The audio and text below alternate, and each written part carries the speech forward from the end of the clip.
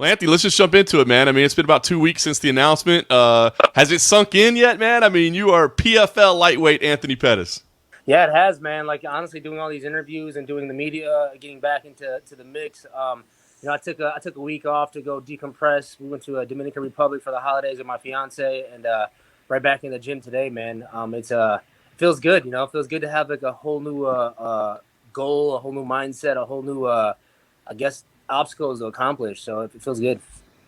So it was interesting, right? Because, I mean, you made it clear you were going to test free agency after your last UFC fight, and we all knew that. But then everything moved so fast afterwards. So, I mean, did you have your heart set on leaving? Like, did you already know, like, hey, this is kind of what I have in mind? Or how did that all happen so quickly?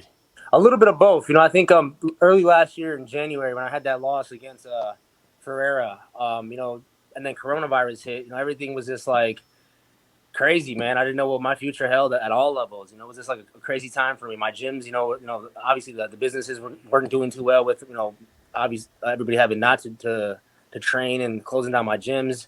Me losing that fight, so I went and seen a sports psychologist. And man, he just changed my whole perspective of like, everything I've been doing in my career. We kind of went back and revisited my career, like the decisions I made to go down to 145 pounds, fighting at 170 pounds, just all that journey of my career, which I wouldn't take back, but it's just kind of like my mindset where I was at making those decisions wasn't the clearest mindset. I was making a lot of decisions based off emotional stuff, and I wanted to slow it down this year, and we did. We got two fights in May, December. It was well spread apart.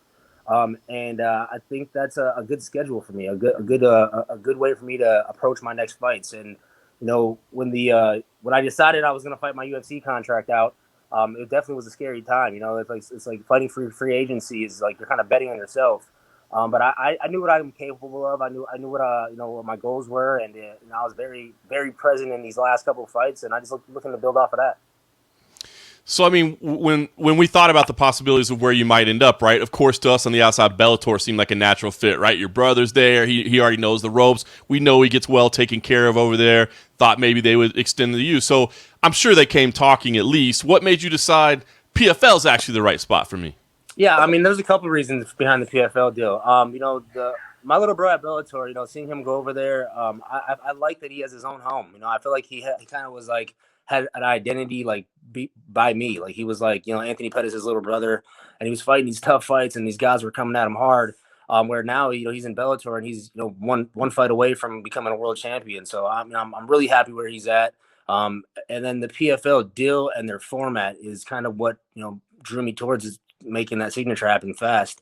I felt what they were offering was very fair, and I guaranteed 4 fights next year. Well, I gotta earn that last one, but I have 4 fights on the schedule for 2021, and it's a season. The format was huge for me. Like being able to go in there and know where my fights are. Like in my previous career in the UFC, I had to take a lot of last minute fights. I was fighting on 4 weeks notice, 3 weeks notice, cutting crazy weight. Whereas now this year, I know when my fights are. I know what weight I got to be at, when I got to be at there. So a little more structure for me.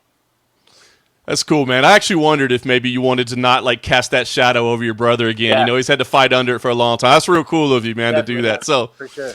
so talk about this. I mean, does this bring like a fresh energy? Like, I'm wondering, do you feel like, okay, I'm Anthony Pettis, I got to go prove to the world what I still have, or do you roll over to PFL thinking, hey, man, I'm Anthony Pettis, former WEC champ, former UFC champ. I'm the man coming to this other organization. So, how do you roll in there? Do you feel like, hey, man, it's almost a blessing to them that I'm here, or do you roll in there thinking, man, I gotta start in a new job and prove to people that I still belong here?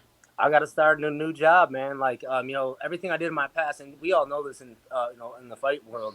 You're only as good as your last fight, and going into a new organization and having a target on my back. I know these guys are looking at me like, when the UFC guys, when I was fighting the UFC, I fought the best version of every fighter. When they heard my name, they're like, "Oh, I'm fighting Anthony Pettis." They were the best version of themselves because they know what a fight against me does for them. And I think the same thing for the PFL. I got a target on my back. I already see it. When I announced the signing, a lot of their fighters were like, "Yo, I'm looking forward to meet you in the octagon." So for me, I'm excited about a new journey, a whole new path of my career and a new chapter. And I think like I said, the format of me knowing when I'm fighting, when I got to cut weight, it's just all positive for me. That's awesome, man. So how does the scouting work, right? Like, I mean, for years and years and years, I'm sure anytime you got a matchup, I mean, you might not know exactly, but you've probably seen them fight. You probably know a little bit, been on the same card with them, shared a locker room with them, whatever the case may be. Here, you got a whole new roster. How do you start scouting them out, man? I mean, do you start taking a look at these guys and starting to make plans out, or do you just wait till the matchups are there? What do you need to educate yourself ahead of time? Definitely. I think, it's a different set of rules, no elbows, the tournament style format. You got to win impressively and do it quick to get, good placement in the tournament.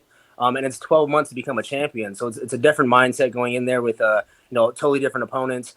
And, I fought the best in the world. I've fought some of the top guys in 3 different weight classes. So I feel like it's not going to be, not that it's not a challenge, but it's not like I got to go out there and scout these guys out. And like, I feel like I just got to be myself. And I always say that, when I'm mentally there and I'm prepared and I'm confident, that's when, I'm the best in the world. And that's what I'm looking to do. I let my coaches do their job. Obviously Duke Rufus, I just added Robert Drysdale to my corner. Serge Pettis was in my corner, my little bro. So I feel like, me and him are, looking to become world champions together. I think, this is an opportunity for both of us to become world champions in the same year.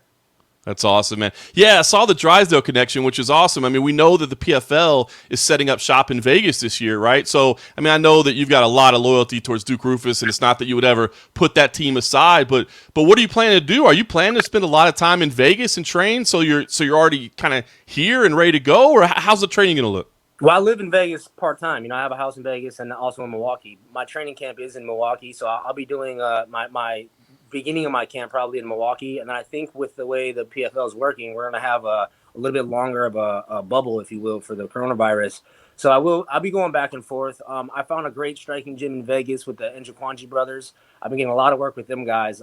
Studs, man. Them guys are amazing with the striking. And then I go to the Drysdales for jiu-jitsu. And then when I'm back here in Milwaukee, I got my hometown gym, all the new team that I'm building. It's a crazy amount of new guys that are just hungry and motivated. So I just feed off of all that, man. So I would say my camp's going to go back and forth, half in Vegas, half in Milwaukee like I've been doing. That's awesome, man. The Njokwanje brothers, WEC connections never die, man. I love it. Crazy. I love it. Yeah, I was supposed to fight Anthony, my first, WEC fight. And then I think I broke my hand or something, and I had to fight Mike Campbell because it was like it didn't work out. But now, I'm training with him, and he's helping me, clean up my Muay Thai, my clinch work. So it's crazy how all of it comes full circle. That's awesome, man. So it's crazy, man. We were talking about all these old school days. I mean, everything that you've accomplished in your career, and you're still 33, I believe, which is insane, man, with all you've accomplished. So when you look at this, I mean, are you looking towards the end? Like, are you thinking, hey, man, maybe I do 2 tournament runs and, and that's it for me? I mean, is this the final chapter of your career? Is this where you end your career, or is this just another stage along the journey? I think it's just another chapter in my career, man. Like, I don't feel even close to retirement age. I don't feel like my body's, giving up on me or my mindset. If anything, it's getting stronger. Dealing with the sports psychologist and him opening up my mind to just that side of sports training. I'm excited to keep continuing that journey this year. That's something I did in my last fight. That was almost a year of that kind of style of training, and I had a shitty first round. And I had to pull it back together in between rounds, pull myself back, bring myself present. And that was the biggest thing I was impressed about my last fight, is the ability to do that. And I saw it actually work. That's awesome, man. Well, we know you're getting into the management game, and we'll talk about that sometime as well because you got a big career there. But let me just ask one thing about that. I mean, now that you're in that role, is there one central lesson that you could take? I mean, you said you wouldn't change anything in your journey, man. It's all gotten you to right here. Is there one central lesson that you would take to maybe up-and-coming fighters who, are just starting on that journey, and maybe there's a central lesson they need to know as they start following that path you did? Man, there's so many lessons, and that's why I'm kind of doing this. I mean, when it comes from the taxes, setting up yourself as a business, marketing yourself, making your own brand, and obviously the fights. The fights are important. Like, not taking fights on the emotional decisions. Like, for me, I was taking fights, quick fights, and quick turnarounds, and I loved it because that's who I am. But if you want to be strategic about it, I think boxing has a great way of making world champions and guys that are famous. And I mean, look like Ryan Garcia, look how popular that he is. And obviously he's a great athlete, but his career was guided very well. So I think that's what I'm going to be looking to do for my guys, making sure we're taking the right fights at the right time and not forced into a position where you got to fight because you need the money. That's awesome, man. Well, surely we'll be working together on that side of things for years to come in the future. But right now, you're still fighting. debut fight in the PFL, what's the goal, Anthony? I mean, are you coming in and like you got to make some kind of statement, or is it about like let me just get this win and get the feel under my belt and understand the new environment? And what's goal in fight number one? Fight number one is top 10 ESPN. I got to be on that top 10 list. You know, like I'm taking it like as my role, even though like obviously the PFL signed some big names, but I feel like I'm one of the big faces of this company now, and it's my job to make sure that we get seen around the world. And I got the fighting style for it, so I'm excited to go out there. Obviously with the tournament style, a first round finish is what I'm looking for. That's what we're training for, and I got a long time to get better, bro. So it feels good to have the date already set and have 4 or 5 months before I even got to prepare for this and peak at that time. So it feels good, man, to know when I'm fighting, what weight class I'm fighting at, and not jumping all over the roster to find the next gold. Fantastic, man. Well, brother, we look forward to it. Obviously, with it being in Las Vegas, man, we'll be able to see it cage side. So looking forward to it, man. Congrats on the new gig and the management thing. And we'll be talking to you again real soon when the season comes around. See you soon, man.